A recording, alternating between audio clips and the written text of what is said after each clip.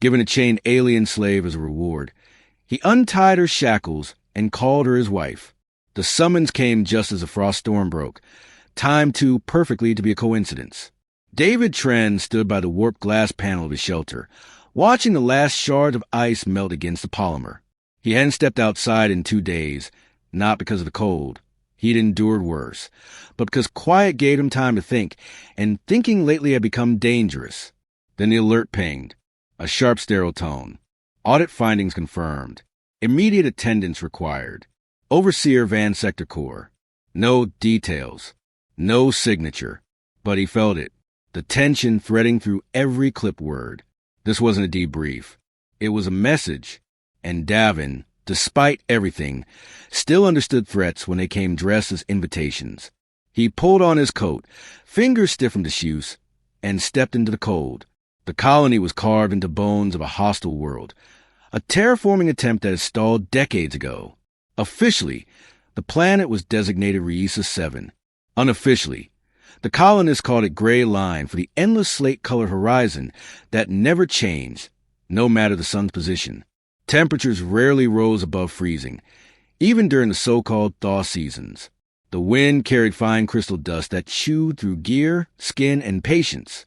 The lift of the perimeter checkpoint groaned as it descended, a single blinking panel illuminating the shaft in pale green. David adjusted his collar, jaw set, his boots scraped the rusted floor plating. The sound was hollow, like the inside of a forgotten tomb. There had been another girl once, bright-eyed, defiant. She'd filed a complaint. They reassigned her the next day. David had checked every report after that. Her name never appeared again. He'd learned to stop asking. The elevator opened into the administrative level, if you could call it that, a corridor lined with dented metal walls and flickering lights leading to what passed for authority in this place. The guards outside Van's office didn't speak. One coughed into a gloved fist. The other stared at him like a man watching ice melt, too slow to matter. Inside, Overseer Van was already smiling. "Mr. Trends," he said, arms spread as if greeting a guest. "I've read your latest audit. Very thorough, very enlightening." David said nothing. He stepped forward and waited. "You've uncovered a real knot in our supply chain. Misrouted shipments, falsified work orders, costs adding up in the wrong hands. A mess, really. One that could have embarrassed this colony. But lucky us," Van steepled his fingers. "You fixed it." I reported the truth.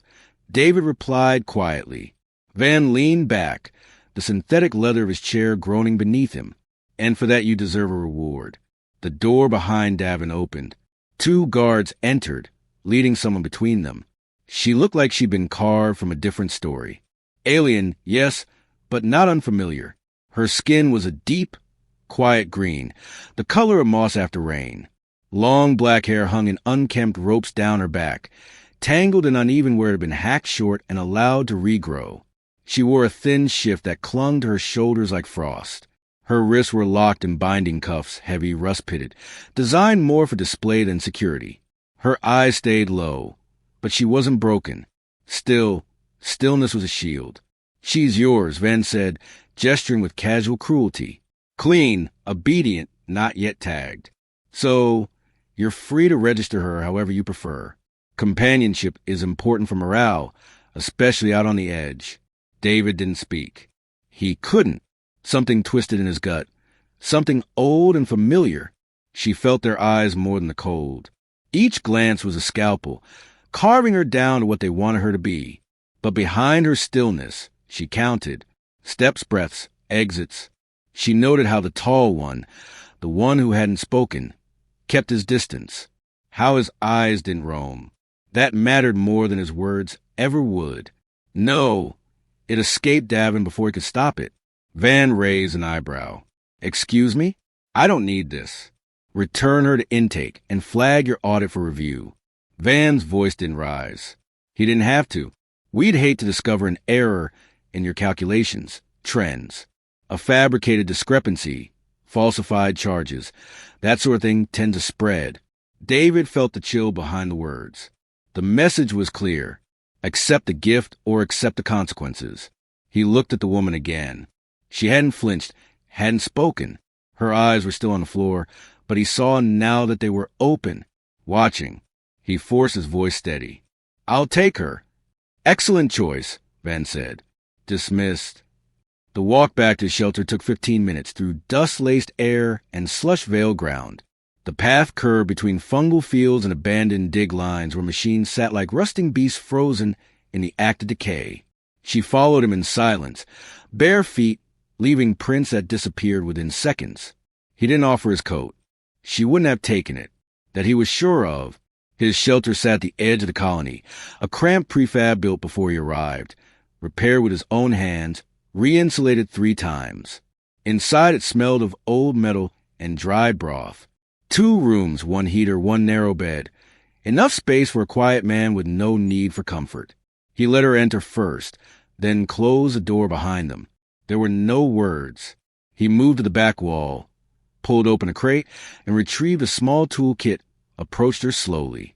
She tensed. Her eyes flicked up just for a second. He saw the depth there. Fear, yes, but something else. Appraisal. He knelt, placed the tools beside her, and began unlocking her cuffs. The first click made her twitch. The second made her brace. On the third, he paused. "I'm not going to hurt you." She didn't respond, but her shoulders relaxed. Barely. Enough. When the final shackle fell, David stood and stepped back. "There's food," he said, gesturing to the stove. "It's warm. Water's clean. You can sleep there." He nodded toward the cot. Then he picked up his bedroll and stepped outside. It was dark now. The storm had passed, but the cold lingered, seeping into every seam. He lay down under the tarp stretch between his shelter and the generator shed, wrapped the roll around himself, and closed his eyes. He didn't sleep. Inside, she stayed standing for a long time. The cuffs were gone, but the weight of them still lingered. Her arms bore faint scars, pale against green skin, patterned like old rivers dried by time. She walked to the stove, touched the pot. The heat startled her, sharp and sudden. She lifted the ladle with 2 fingers and poured broth into a metal cup. It smelled strange, rich, salty. She sat down and drank fast. Too fast, coughed. Eyes stung. She held the cup tighter and drank again. Later, when the shelter grew colder and the heater ticked, she saw his shape through the frosted panel, curled under a tarp. Still, she took the blanket from the cot, wrapped it around her shoulders, then opened the door just enough to slip through. The cold hit like a slap, but she moved quickly, laid the blanket over him without a word. He didn't move, but as she stepped back, his hand shifted, closing gently around the edge of the fabric. She watched him for a moment longer, then turned and walked back into the silence of the shelter. It was not safety. Not yet. But it was not what she'd expected, and that for now was enough. Davin woke before the sky lightened, as he always did. But this morning, something was different. The blanket she'd laid over him hadn't slipped. It was tucked deliberately. The tarp above him glistened with frost, but the cold hadn't reached his chest where the fabric held. She'd come outside in the dark while he slept. He didn't move right away, just stared at the pale gray fabric inches from his face, trying to untangle what it meant. Not obedience, not gratitude. It was an action, a choice, one he hadn't asked for. When the cold crept into his bones, he stirred, shook off the stiffness, and stood. His limbs ached from a frozen ground. Inside the shelter, the heater had long since faded to its low cycle, barely enough to keep the air above freezing. But it was still warmer than the night air. He pushed the door open, stepped into the silence, and met her eyes. She was awake, seated cross-legged on the floor near the stove, her back to the warm wall. She didn't startle, didn't shrink, just looked at him with that same watchful calm she'd held since the moment he first saw her. The blanket was folded neatly at her side. The air between them held no words. But it didn't need to. Not yet. He moved to the stove, cranked the starter until it hissed to life, then set a pot of water to boil. She didn't follow his movements, but she was alert. He felt it more than saw it. How her breath paused as he bent near the flame. How her shoulders tensed at the sound of boiling, not fear, anticipation. When he turned with 2 metal cups, she accepted one without hesitation, sipped the broth slowly. No trembling this time, just silence. "I'm going to the fields," he said quietly. "I'll be back before midday." He didn't wait for a response. Slid on his coat, laced his boots, and stepped back into the wind. The walk to the fungal domes was short but steep. Icy patches made the incline treacherous, and the path cut through jagged outcroppings of rusted pipe and abandoned machinery. The domes rose like tumors from the earth, their surfaces veined with mineral streaks. Spray nozzles pulsed every few seconds, mist in the air with recycled nutrient sludge. The smell was metallic and faintly sweet. He checked the valve lines, cleared sediment from 2 intake vents, and realigned a miscalibrated pressure gauge. Normally, he let his thoughts drift, count pulses, monitor pH levels. Today, his mind stayed anchored to the shelter. She hadn't run. She hadn't curled back into the farthest corner or stared blankly through him. She had eaten, folded the blanket, even looked him in the eye. He didn't know her name. That was still a missing piece, and he refused to guess. But she was present. There was power in that. By the time he returned, the sky had faded to a dull silver. The shelter was still inside. The stove's glow painted her skin in faint orange tones. She was sitting near the cot this time, legs tucked neatly beneath her. Her hair was damp, wet, he realized, with clean water. The basin near the door was empty, the cloth draped to dry. She had bathed, not because he told her to, because she chose to. He placed his tools by the door, unwound his scarf, and crouched by the stove, pulled strips of dried fungus rat meat from the storage bin, and laid them over the heat plate. They sizzled quickly, curling at the edges. "You're welcome to use the cot," he said without turning around. "I'll stay by the door." Still no answer, but she didn't move away either. He plated 2 equal portions and handed one to her. She took it, ate slowly this time, deliberately. The silence between them had shifted. It wasn't heavy anymore, just quiet. "I'll go to salvage tomorrow," he said after they ate. "You need boots, warmer clothes, maybe a knife if they don't ask questions." She looked at him, then at her hands. The scars across her wrist caught the firelight. Thin white lines crisscrossing green skin. Not fresh, but not old enough to fade. He wondered if she'd ever had her own knife before, if she'd ever been trusted with one. After cleaning the plates, he poured another pot of water and set it beside her with a clean cloth. She took it wordlessly and turned her back. He stepped outside again, not out of necessity, but respect. The wind had died. Only a low, constant hiss of vapor from the distant domes filled the silence. David sat on the edge of the crate, hands in his lap. He didn't know how long he stayed there, staring at nothing, letting the chill bite through his coat. It wasn't guilt he felt, not entirely. It was heavier, older, the sense that every good thing he touched either broke or vanished. There had been a girl once, bright and defiant. She filed a report after a supervisor crossed a line. David supported her. 3 days later, she disappeared from records, reassigned off-planet without warning. No forwarding contact, no trail. He never found out what happened to her. Maybe he hadn't tried hard enough. Maybe that's why he'd stepped forward in Van's office when he shouldn't have. Not out of courage, just shame that had finally grown claws. When he re-entered the shelter, she was seated by the stove again, clean now, wrapped in the same thermal blanket she'd given him the night before. Her gaze followed him as he laid out his bed roll across the doorway. Not as a barrier, just placement, a gesture. He didn't speak, neither did she. But as he lay back and closed his eyes, her voice came barely audible, dry, rough from disuse. One word. "Why?" He opened his eyes, met hers. "I don't know yet," he said honestly, "but I didn't want them to have you." She studied him for a long moment. Then slowly she leaned her head against the wall behind her and let her eyes close. That night's sleep came in pieces, short broken spans of half-conscious rest. But they were enough. And for the first time in years, Dave and Tren didn't dream of screaming silence or empty corridors. He dreamed of warmth, not fire, not flesh, just presence. And when morning came, she was still there. The mornings came quietly on Gray Line. There was no sun to break through the sky, just a slow lifting of darkness into a haze the color of rusted steel. The shelter's interior shifted from deep shadow to dim gray, the only warmth radiating from the stove's low flame. David woke to the scent of heat moss boiling in the corner pot. Mild, earthy, a bit sour. For a moment, he didn't move. Something felt different. He turned his head and saw her. She was crouched by the stove, stirring the pot with careful, practiced movements.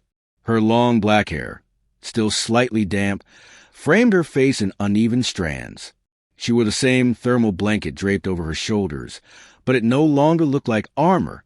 It looked like clothing, like choice. Her eyes flicked to his, brief, assessing, then back to the stew. No words passed between them, but something had shifted in the silence. He sat up slowly, stretching stiff muscles beneath his shirt. The air inside was warmer than it had been for days. Not just from the stove, from the sense that for the first time since she arrived, they were sharing the space. "Smells better than when I cook it," he said softly, voice still rough from sleep. She didn't answer, but her stirring slowed, and the corner of her mouth twitched. Not a smile, not yet, but close. They ate in silence, seated a few feet apart, knees almost touching.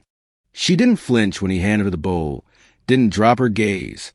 Afterward, he cleaned the dishes while she sat watching the vapor rise through the vent pipe. Her posture was relaxed, not completely, but enough that her shoulders no longer touched her ears. "You spoke last night," he said gently, not turning around. "You asked why." She didn't reply, but when he set the bowl aside and sat across from her, she met his eyes. No fear, just caution, familiar, controlled. "I still don't have a better answer," he admitted. "I saw what they were doing, and I didn't want to be part of it." A pause, and softly, "You were—" Her voice was low, deeper than he expected. "Rough, but not broken." He swallowed. "Yeah, I was—" She watched him carefully, as though weighing his reaction. "Why didn't you leave me there?" she asked. No anger, just a question, like testing the edges of something sharp. "I thought about it," he said honestly, "but I couldn't walk away." "That doesn't make you good." "No," he said, "it doesn't." That answer seemed to settle something between them. She leaned back slightly as if a decision had been made. Her hands rested in her lap. Fingers twined together, no longer curled into fists. "My name is Lyria." The sound of it hit harder than he expected. A name offered freely. He nodded. "I'm David." "I know," she said. "They said it when they gave me to you." Something twisted in his chest. "I didn't want that," he said. "You being a reward." "I know," she replied, voice steady. Outside, wind scraped across the metal panels, rattling the bolts on the south-facing wall. Inside, the warmth remained intact. He stood, moved to the crate near the door, and pulled out a wrapped bundle. "I found these this morning," he said, unrolling on the floor. A thick wool tunic, salvage pants with thermal lining, and a pair of insulated boots, worn but intact. She looked at them, then at him. "You want to salvage?" He nodded. "Traded some tools I don't use anymore." She reached for the boots first, turned them in her hands. They were too big, but her expression didn't change. "Thank you," she said. David looked away, giving her space as she dressed. When he turned back, she was lacing the boots, the sleeves of the tunic rolled back at the wrists. He'd imagined she looked fragile in clothing that didn't fit, like someone playing dress-up in another life. But instead, she looked grounded, like she belonged in the world again, not hovering at the edge of it. Later that day, they walked together to the fungal field. She didn't speak much, but she watched everything. The sprayers misting the dome, the rusted tools, the shifting sky. Her eyes were sharp, taking it all in. "There's a rhythm to it," David explained, adjusting a valve. "Each dome gets fed twice a day. If you skip even one cycle, the roots start dying." She crouched beside him, inspecting the growths. "Your people eat this?" He nodded. "There's protein in the flesh. Not much taste, but it keeps us alive." She reached out, pressed a fingertip into the side of a bulb. The skin gave slightly, then rebounded. "It's not native," she murmured. "It smells wrong." He raised an eyebrow. "You can tell." My people used to grow food in caves. Similar methods, different smell. It was the first thing she'd shared about herself. He didn't push, just let it settle. When they returned to the shelter that evening, she went straight to the stove and began boiling water without waiting for instruction. David sat at the crate table, hands folded, watching her work. She moved differently now, not like a prisoner waiting for command, but like a person reclaiming a piece of routine. As they ate, she looked up at him and said, "They took my name when I was captured. Called me Thing, Asset Unit. It's been a long time since someone said my name, and meant it." David's throat tightened. "You're not a unit here," he said. She nodded, not as a reply, but as a marker of understanding. That night, when he laid out his bedroll, she shifted the cot slightly to one side, making space between them. No wall, no symbolic line, just proximity, just enough. And when they both laid down in silence, neither of them felt like strangers anymore. They weren't healed. They weren't safe. But they were real. And for now, that was enough. They walked through the colony together now. Not beside each other like partners, but not apart either. A careful distance. The kind that left room for retreat. Hers if she needed it. His if she demanded it. Lyria wore the boots David had traded for. Her stride quieter now on the hard, frosted walkways. Her steps had gained rhythm, but her eyes still searched, scanning corners, watching guards, noting cameras. It wasn't paranoia. It was habit survival. They carried a container between them filled with prepped protein spores for the processing depot. Just another errand, just another day. But David could feel it. Every gaze they passed. Every sideways glance from men who remembered her shackles and couldn't quite accept her standing on her own feet now. They didn't spit yet, but the silence was heavy. Halfway to the depot, someone broke that silence. A low voice from behind. "Didn't think you liked your prizes. Walking upright, trends." David stopped cold. The words didn't surprise him, but the timing cut deep. Lyria turned her head just enough to see. A stocky man leaned against the recycler tower, arms crossed, face split with a crooked grin. Not a guard, just a miner, but the kind who liked power wherever he could steal it. David turned. "Say that again." The man laughed. "Easy. No offense meant. Just surprised you're showing her off like that." Lyria stood still. She didn't cower, didn't move behind David, but he saw her hand curl into a fist at her side. "She's not a thing," David said. "Not a prize, not yours to comment on." Something in his voice must have changed because the miner looked up, expression cooling. He didn't reply, just pushed off the wall and walked away. They finished the delivery in silence. Later, back at the shelter, Lyria stood by the door, her arms folded. She hadn't said a word since the exchange. Not during the walk, not during the unpacking. David filled the kettle and set it on the stove. "I'm sorry," he said, "for what he said." "I've heard worse," she replied. He turned to face her. "That's not the point." She looked at him. "Then what is—" He exhaled, sat on the crate beside the stove, arms resting on his knees. "The point is," he said slowly, "you shouldn't have to hear any of it." Her gaze softened, but only slightly. "You can't protect me for what people think," she said. "And I don't want you to." He tilted his head. "What do you want?" That stopped her. For a moment, her face flickered.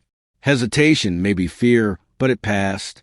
"I want you to understand that I've survived worse things than insults, and that surviving doesn't mean forgetting." She walked to the far wall, crouched beside the basin, dipped her hands in cold water and let silence stretch. Then, without turning, "My people were taken during the Lorian expansion. Our systems were deemed low threat, low tech. We had no ships, no fleet. We didn't resist. Not at first.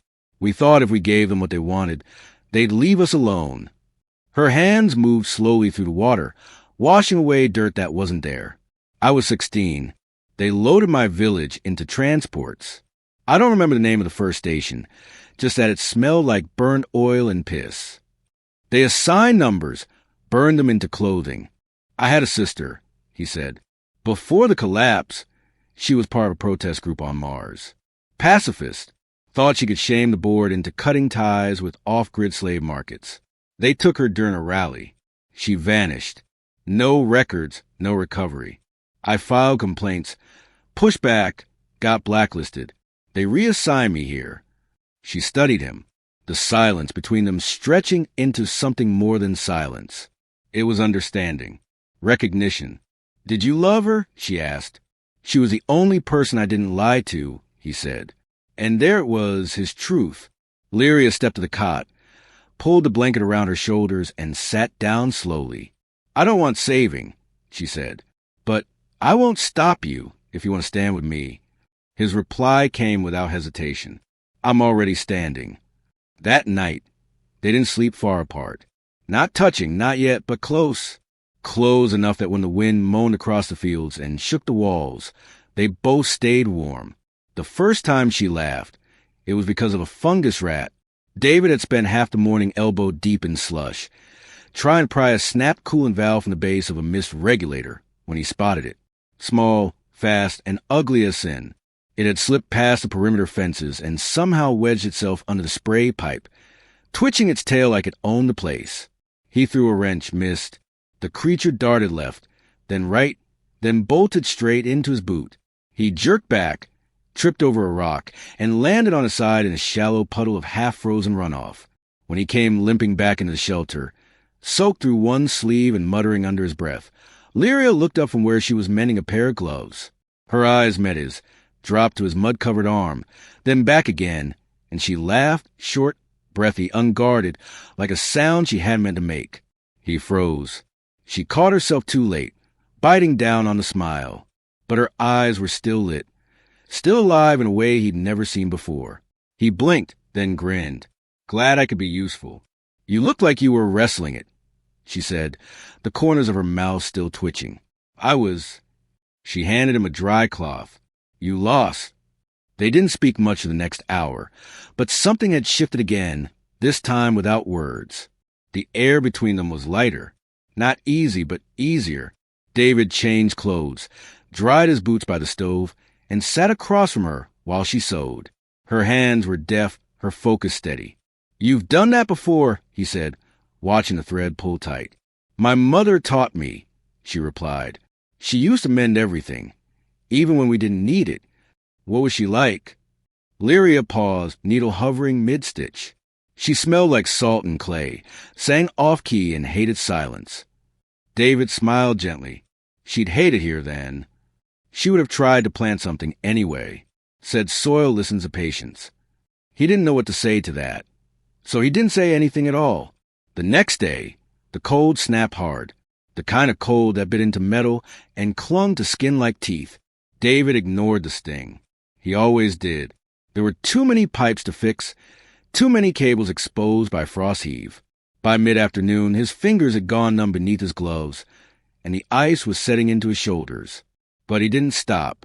Not until the ground shifted beneath him. Not until the tools dropped from his hands and the edges of his vision grayed. He staggered back to the shelter on autopilot, not remembering the walk. Lyria opened the door just as he reached it, pulled him inside before he could collapse. She didn't speak, just moved with frightening efficiency, dragging him to the cot, stripping off his soaked clothes, wrapping him in every blanket they had. His skin was white blue, breath shallow. She lit the stove to full heat, boiled water, pulled down the emergency thermal pack on the supply shelf, and wrapped it around his chest. He groaned once, tried to sit up. Don't move, she ordered. Her voice was low, but firm, hands pressed flat to his skin, measuring for warmth. He managed. No, she said more sharply this time. You're not fine. The fever set in by nightfall. She kept the water boiling, bathed his forehead with cloths, spoon broth between his lips, even when he didn't respond. His eyes opened once, cloudy, unfocused, and he said her name like it belonged to someone else. La, don't go. I'm here, she whispered. He didn't hear her. By the second night, he stopped shivering. She wasn't sure if that was good or bad. His breathing was shallow, pulse erratic. She sat by the cot, one hand resting lightly over his. I don't know how to do this, she said quietly. I know how to kill, how to endure, But I don't know how to wait. The shelter was quiet except for the softness of the stove and the whisper of wind against the outer panels. She stayed awake. By the third day, the fever broke. When he stirred, coughing weakly, she was beside him with water. He drank barely, but his eyes focused for the first time in hours. "You're back," she said, her voice barely above a breath. "I left," he rasped. She smiled just a little. "You weren't exactly good company." "Sorry." "Don't be." He lay back exhausted. "You stayed." "Of course." His hand shifted, found hers. She didn't flinch, didn't pull away. "I thought I was done," he murmured. "You almost were." Silence settled between them, but this time it was full. "Thank you," he whispered. "You don't have to thank me," she said. "You gave me a bed, a name. You didn't ask for anything. That's more than anyone's given me in years." He turned his head toward her. "I didn't give you anything. I just stopped taking." She didn't correct him. That night, she slept beside the cot on the floor, her hand still wrapped around his. He didn't dream of cold that night. He dreamed of her voice, quiet and steady, calling him back to life. David woke to the sound of steady, rhythmic scraping, metal against stone. He blinked, disoriented for half a second before he saw her. Crouched near the stove, sharpening a salvage knife along the edge of a broken alloy panel. Her movements were clean and unhurried, every pull of the blade purposeful. The fever was gone. His mind was clear, but the weight in his chest hadn't left. "Morning," he croaked. Lyria looked over her shoulder. "You're alive," she said flatly, but her voice held a softness it never used to. "You slept through 2 meals and a visit from the overseer. That woke him properly. Van came here." "Not Van. One of his men asked to confirm your audit logs. I told him you were unconscious." David sat up, head pounding. "What did he say?" He laughed. "Said, you must be enjoying your prize too much to show up for duty." Davin's jaw clenched. "And you?" She held his gaze. "I said, he's not enjoying anything. He's sick, and I'm not a prize." Silence. Then she added quieter. He didn't laugh after that. David slowly pushed the blanket aside and stood, legs weak but steady. Lyria rose too, watching him carefully as he moved toward the water basin. He washed his face in silence. "That was risky," he said, not unkindly. "So is breathing," she replied. The tension dissolved with that single line. He smiled despite himself. Later that afternoon, when Davin could stand without swaying, they walked together into the heart of the colony. It wasn't often they ventured that far in. The closer you got to the command dome, the thicker the surveillance got. The more uniformed men you saw, the more teeth behind the smiles. But they needed gear, new heating coils, sealant tape for the waterline, and another thermal blanket. David hadn't thought to ask for permission, and Lyria hadn't asked to stay behind. The trading hall was busy, crowded with workers fresh off the mid-cycle shift. The recycled air buzzed with noise and filtered light. No one stopped to greet them, but heads turned. Conversations quieted. The presence of the alien woman walking beside David like an equal disrupted the social balance, like a stone dropped in still water. Lyria didn't shrink. She walked beside him, chin level, eyes forward. Her steps were measured, not cautious, but grounded like someone who had reclaimed the right to take up space. At the requisitions counter, the clerk barely looked at the list David handed over. Instead, he let his eyes travel to Lyria and linger there. "Still bringing her around, huh?" he said. "Surprised you haven't traded up. Heard there's a new batch in from the outer moons." David didn't move, but his voice dropped to a low, dangerous calm. "Say that again." The man grinned. "I'm just saying you look like the type who likes a little variety." Lyria stepped forward. "You speak too freely," she said. The man blinked. "Excuse me?" She moved closer slowly, deliberately. "You think I won't remember you? That people like me don't keep track. But we do." His smugness faltered. "I didn't mean—" "You meant exactly what you said," she replied. "You see me and think of property. I see you and think of rot." The silence that followed was absolute. David stepped beside her, his presence quiet but immovable. "This is my wife," he said. If you speak to her like that again, you won't be speaking to anyone. The clerk stared at them for a beat, face pale. Then he shoved the supplies across the counter, without another word. They didn't speak again until they were outside, the wind sharp across the open compound. "Wife," she said, glancing at him sideways. David didn't look at her. Felt right. She nodded once. It did. When they returned to the shelter, the quiet between them was different. It wasn't just survival anymore. It wasn't protection. It was something mutual. Chosen. That night, after the repairs were done and the heat sealed tight, inside the walls, Lyria stood over the cot for a long time. Then she turned to him. "I've shared this space. I've shared food, silence, and fire. But I haven't shared this," she said, touching her chest. He stepped forward slowly, not assuming. "You don't have to." She shook her head. "I want to." She took his hand and guided it to her heart. "You healed me," she said. "Not by trying, just by staying." They stood like that together in the quiet warmth until words no longer mattered. Davin stepped into the morning light with a fresh coil of synth rope slung over his shoulder. The sun on gray line never truly rose. It just softened the haze into a livable glow, casting long red-tinted shadows across the fungal fields. But today, for the first time in months, the cold felt bearable, even welcome. Behind him, the door to the shelter swung open with a quiet hiss. Lyria joined him. Sleeves rolled past her elbows, hair bound back with a length of cloth she dyed herself using crushed moss pigment. It made her dark features even sharper, her expression steadier. She carried 2 mugs of broth and handed one to him without a word. They stood together in the silence, watching the mister's pulse over biodomes. The shelter had changed. Where once it had been a structure barely clinging to purpose, it was now a home. The outer walls were reinforced with heat moss padding and anchored with scavenged metal sheets. Inside, she had organized the storage crates by function: tools, food, medicine. There were shelves now, hooks for coats, plants suspended in converted air filters hung above the heater, catching moisture and scenting the space with something vaguely floral. The space reflected not just their survival, but their intention. She sipped her drink. "The sprayer is clogging again. Leftmost dome." He nodded. "I'll check it after breakfast." "You need gloves. Your hands crack more than the pipes." He looked down at the raw skin along his knuckles, then raised an eyebrow.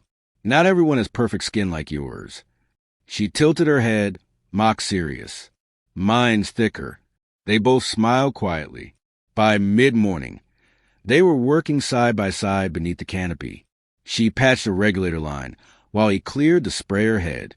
No words, just the kind of easy practice coordination that came from weeks of shared labor.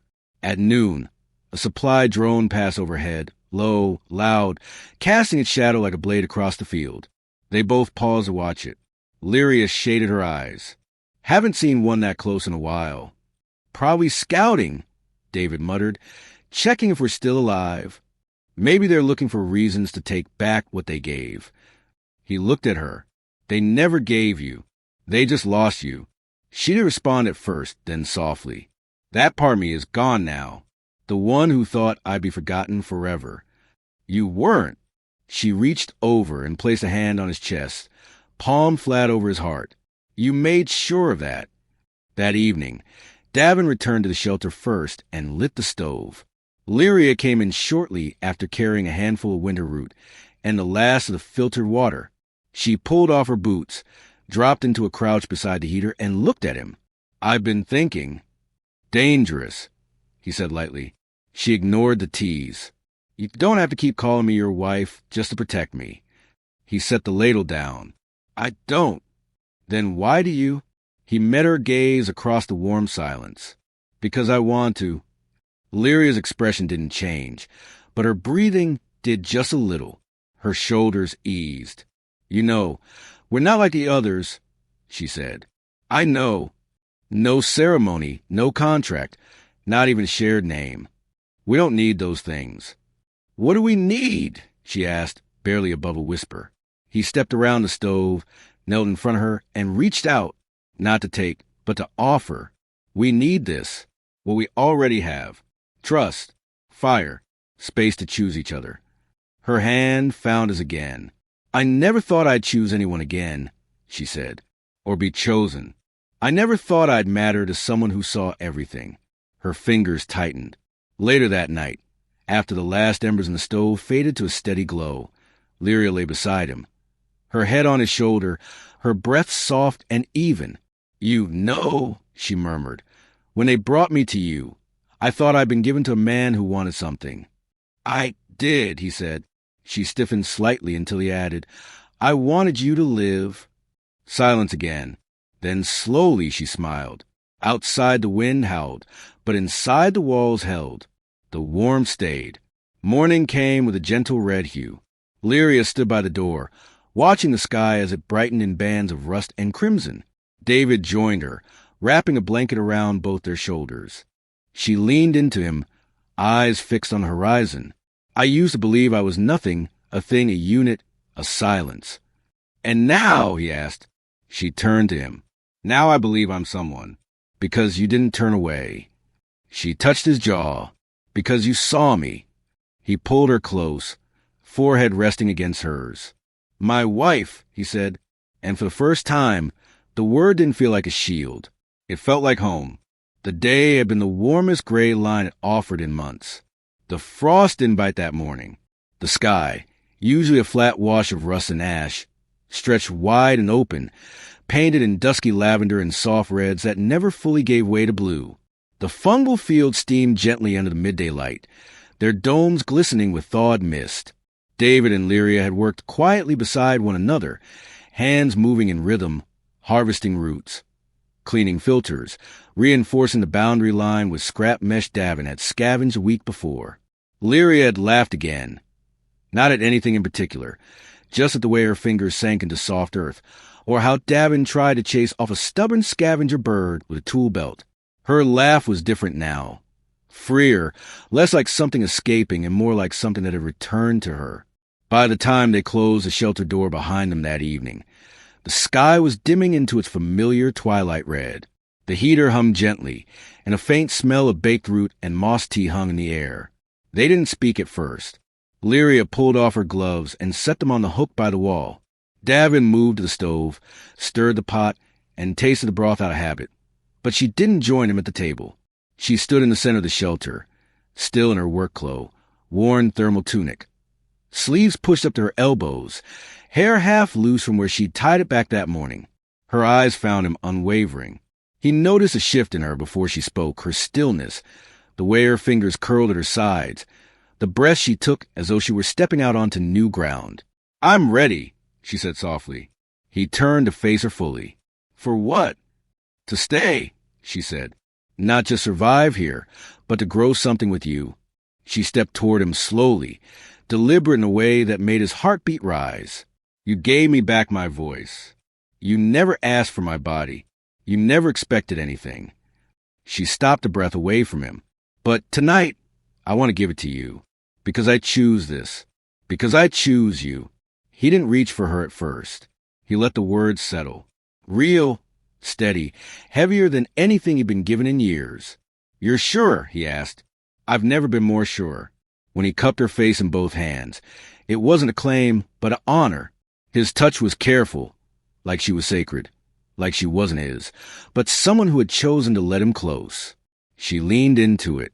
Their first kiss was slow, not hesitant, but reverent. No hunger, just closeness. A breath shared between them after so long holding everything in. David's thumb traced the line of her jaw, memorizing the warmth of her skin. She slid her hands beneath his shirt, fingers gliding over old scars, the remnants of years he didn't talk about. He didn't flinch. He let her feel them all. They undressed each other like they were unwrapping something long forgotten. Not lustful, but intimate. Their movements were unhurried. Each piece of clothing a layer between them being shed not just from skin, but from history. When he laid her down on the cot, he didn't press or claim. He hovered above her, waiting for her hand to reach for him again. It did. They moved together like the wind did across the domes, slow, deliberate with purpose, but without violence. His breath caught when she arched into him, her body warm beneath his. She held his gaze through it all, never looking away, as though memorizing the way he looked in this moment. He whispered her name, Lyria, and she responded with his breathless and soft, Davin, like they were grounding each other in reality. There was no rush, no single moment of climax or fireworks, just a quiet rising of connection between them, steady and whole, a rhythm made not for escape, but for arrival. And when they stilled, skin to skin beneath the blankets, she curled against his chest, her legs slung over his, her fingers tracing slow, invisible lines along his ribs. I want to build something with you, she whispered. A life, a garden, maybe more. His hand found hers beneath the covers. Even here, he asked.